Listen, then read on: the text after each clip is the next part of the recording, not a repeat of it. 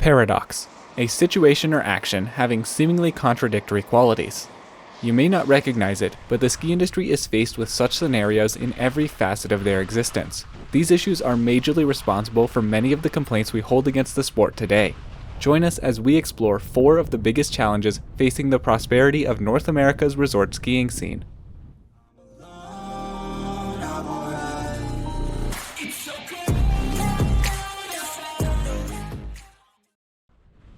Now, to be clear, these paradoxes put the ski industry in impossible situations where no matter what they choose, somebody loses. By exploring these major issues, we hope to bring awareness to the fact that it's not always quite as easy as it may seem for the resorts to make the experience better. After all, it's easy to say that if they just did X, Y, and Z, it would all be better, but these examples will show you just how onerous it is to truly please everyone. The first paradox to address is probably the most hotly debated topic in all of skiing: accessibility versus crowding. It's no secret that mega passes like Epic and Icon have fundamentally changed the way we visit the mountains.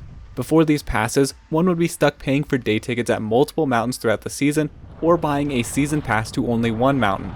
Now, for significantly less than a season's worth of day tickets, you can get unlimited access to dozens of locations all across the continent. Skiing YouTube channels like this one and some of your other favorites would not exist were it not for these passes. The target audience for these passes are the vacation skiers. Those who used to only take 1 or 2 trips because of the mounting cost of multi-day tickets at multiple mountains now pay one fixed price up front for access to wherever they want to go, whenever they want it. It has changed the general mindset, and while it isn't cheaper in all cases than just buying tickets, it feels cheaper. When you've already paid for it up front, it just makes sense to get as much use out of it as possible.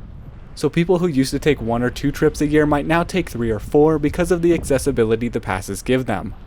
Of course, the mega passes haven't just increased visits from vacation skiers, they've created new avenues for people to join the sport.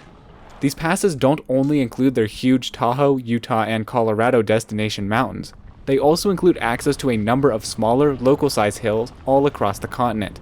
In the past, somebody in one of those areas would probably have stuck to the season pass for that hill, but now, due to the passes, is incentivized to take a bigger trip or 2 since it doesn't cost them any extra as far as tickets go.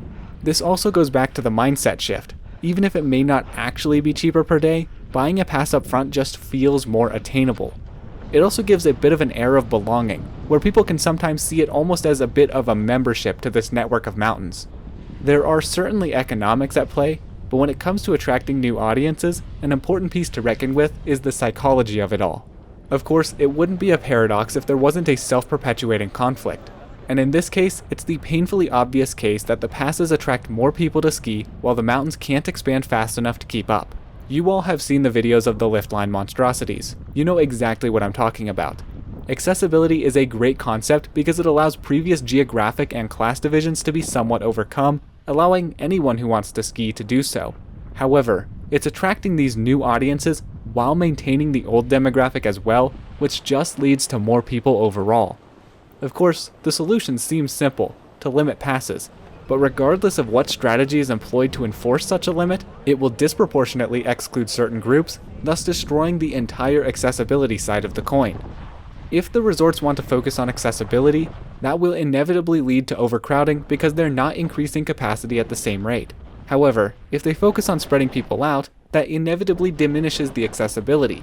Say what you want about how the industry is prioritizing A over B, but the very basis of this is that it's an impossibility to which there is no perfect balance. At some point, somebody gets unfairly left out or the mountains get too crowded. You just simply can't have it both ways. One measure to address the previous conundrum is that of expansion. Of course, with all of the legal hoops mountains have to jump through, there is no way that expansion could ever keep up with the increasing accessibility the industry seems to want. However, it is still a valuable tool in trying to get as close as possible to that impossible balance we just discussed. Nevertheless, this idea of growth comes with its own flip side. Those who live in the mountains, who have been there for years, are what we consider to be locals. We're not talking the multimillionaires who bought a house there during their COVID depression and spend 2 weeks a year there. We're talking about the real life and blood of the mountain towns who make them run every day. Now, the locals are some of the people hardest hit by the accessibility and resulting crowding of the mega passes. These are the people who bought season passes before, so the new passes don't save them much, if any, money. Thus, for the same price point, they're getting a worse experience. And to cap it off, more crowding on the slopes goes hand in hand with more crowding in the towns that they staff. I bring all this up for a very specific point. These people represent an identity. The locals who have skied a mountain for years have built it up to what it currently is, and oftentimes, expansion can reverse or entirely destroy that identity. This is the next major paradox. While expansion is necessary to help try and find a balance in the accessibility argument, it in itself takes a toll in the form of reducing or altering the character of a hill. We can see two major examples of either extreme if we look at the cases of Colorado's Winter Park and Arapahoe Basin. Bear in mind that when we say expansion, we don't necessarily mean more trails. We just mean an expansion in capacity, whether that comes via physical expansion, higher capacity lifts, more parking, or whatever it may be. In these two cases, we're talking about the lift replacements of Pioneer and Pallavicini. When Winter Park had the Pioneer Express Quad anchoring its Vasquez Ridge territory, nobody ventured back there. Amidst the bustling resort, it was the quiet zone, where there were rarely lift lines and one could cruise blue groomers to their heart's content. Sure, it had an annoying run out along Big Valley, but one could argue that that just added to the charm. However, due to its age, Pioneer had to be replaced, and they chose a 6-pack with a mid-station in an admittedly convenient place. I'm no Winter Park local, but I've skied there enough over the past decade to tell you that the new so-called Wild Spur lift has changed how the territory feels. It used to feel like that true Wild West, where you were alone in the wilderness. Now, it just feels like an extension of the ever-popular Olympia pod. Granted, this is far from an extreme case, but I take it to be easier to understand if we put it on the scale of one lift and then apply it in a broader scope. Now, over at Arapahoe Basin, the higher-ups chose to do the exact opposite thing. Just like Pioneer, the old Pallavicini double chair had an extremely unique character to it and was due for replacement for age. However, instead of upgrading it to a higher capacity, more convenient lift, they left it exactly the same, pulling the incredibly rare move of replacing a double chair with a double chair. And to that end, the Pallavicini chair has stayed relatively the same when it comes to its disposition. However, as Arapahoe Basin has gotten busier over recent years, the Pallavicini lift has done nothing to help since it's nearly identical to its predecessor.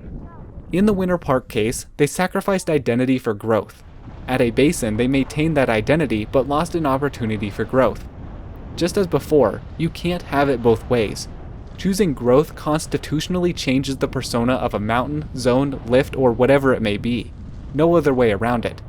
And so when we go back to those locals we were talking about, they may end up paying more than they used to ski at a mountain whose character has been fundamentally altered from what they built it to be. This is why we see so many fights nowadays between mountains who want to expand and locals who want to preserve identity. They can't both win. Simple as that. This next one, out of all 5, is the one that most of you will have the hardest time seeing both sides to. That's the struggle between economic sustainability and affordability.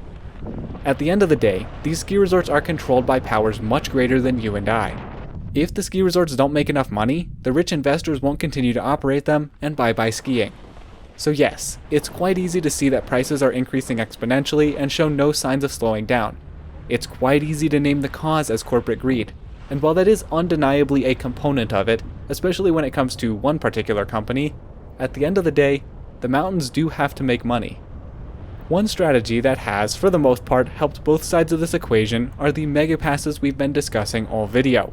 Rather than one ski resort relying on its winter to be economically viable, these big companies now have diverse networks wherein if one mountain has a bad year and loses money, there are almost certainly others who had good years that can cover for them. This has helped the companies have a steady income so that they feel more comfortable in an industry that is extremely volatile overall. In addition, for certain populations, the megapasses have made access cheaper, as we discussed in the first section. However, it's not all good news when it comes to this particular problem. It is absolutely inarguable that over the past years, costs facing the ski industry have increased significantly. Wages have shot up, as have costs for snowmaking, vehicle maintenance, and new construction projects. As such, prices have risen, although not necessarily at the same proportion. It's no secret that resorts have been increasing their profit margins. Getting into the numbers here feels more like a peak rankings job, so we'll leave that to them, but you have to understand that while prices are rising, costs have risen not quite as, but nearly just as much. Let's focus solely on the labor aspect. This past year, it seemed like nearly every week there was news of some ski patrol or lift ops department unionizing and demanding higher wages. It's great to see them stand up for themselves, but when you factor in the sheer scale of this continental mobilization, you might be able to see how big of a chunk this can truly be to the companies. But let's not leave it at just that.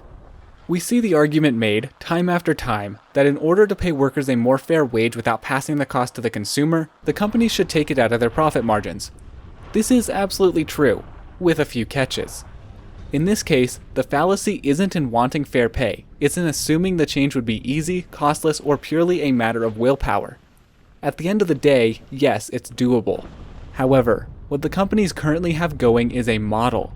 As the consumers, it's really easy to theorize, but changing the model goes beyond saying to subtract from Category 1 to add to Category 2. It demands rethinking the entire system that connects pricing, labor, and investment. Every dollar in these companies serves multiple purposes: investing in new infrastructure, cushioning bad seasons, and satisfying investors. It's not as simple as just adjusting the spreadsheet. It requires an entire shift of the mechanics of ski industry economics, a topic much too deep for us to explore any further here. Another common argument is that the big companies have ruined skiing and it was better when each mountain was independent or part of a small alliance. Unfortunately, it's not as simple as that conversational dichotomy desires to assert. This model of independence may have worked in the past, but unfortunately, in their own way, nowadays these companies are a necessary evil. With the ever-increasing volatility of skiing, many of said independent mountains would probably be struggling to survive, if not now, sometime in the near future. That is, of course, if they weren't balanced out with other resorts in entirely different regions. From an economic standpoint, it just makes sense to have these large companies. After all, having skiing at some corporate-owned resorts is arguably better than losing access altogether because independence proved unsustainable. So all that said, let's take a step back and just say this. The companies try, maybe not their hardest, but they do try to balance affordability and profitability. At the end of the day, just as with every other case, they can't both be optimized without harming the other. The final item on this list is the struggle between environmental adaptation and impact. This one is the purest paradox in the video, as the solutions resorts put forward to adapt to an ever-changing winter environment intrinsically contribute to the issue they try to solve. I know I'm going to upset some people with this. If you don't agree with what I say, that's okay, but if you do find yourself in that position, it may be time to click off the video. Try and bear with me here with an open mind. The carbon footprint that is causing the changes is being contributed to by the resorts' solutions. The principal issue here is what we throw under the umbrella of climate change. In some regions that means less snowfall or warmer temperatures, in others that means that their snow season has shifted forwards or back by weeks or months, and in some it just may mean thicker, wetter snowfall than in the past. Regardless of how it affects each region, there is one major adaptation that is taking the industry by storm: snowmaking. Now, snowmaking isn't anything new, but it has really taken off in popularity in recent years. Even at mountains that have historically used a lot of snowmaking, we've seen major projects to modernize their technology. Keystone a few years back, for example, installed fan guns on their opening day run that are advanced enough to turn themselves on the second it hits a low enough wet bulb.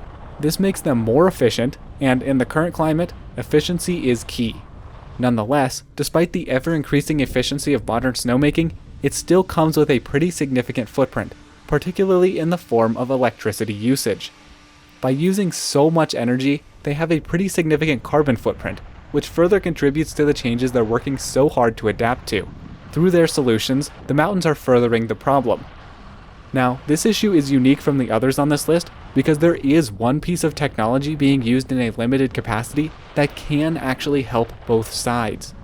That technology would be snow preservation blankets, which are often found in Scandinavia to preserve the previous season's snow for use in October for an early opening before they get any natural snow. While they do have an impact during their manufacturing, these blankets don't have a long-term recurring cost as far as we know. It helps ski resorts combat the later starts and warmer overall seasons by making whatever snow they get last much longer than it might have in the past, also saving on snowmaking. And, all the while, they have minimal environmental impact when compared to other strategies for adaptation. However, these blankets aren't for use everywhere. Where we're most familiar with, Colorado, couldn't feasibly implement this technology on a large scale, as the melting snow from the ski resorts in the spring and summer is a significant contributor to the local watershed. For an area perennially in drought, it just doesn't make sense to keep all the water back from entering the streams and rivers, and you can bet the Forest Service feels the same way. So while there is theoretically somewhat of a solution to both sides of the sustainability issue, it unfortunately can't apply everywhere, putting us right back where we started. At the end of the day, snow sports are defined almost as much by contradiction as they are by their experience. No matter what happens, somebody is left unsatisfied, and people will continue to express those feelings. We're not here to try and change your opinion, but we hope that we've opened your mind a little to the various challenges that the mountains face year after year. Like it or not, these 4 quandaries and their constant evolution define the future for the sport we all love. Thank you all so much for watching. All my love, I'm out.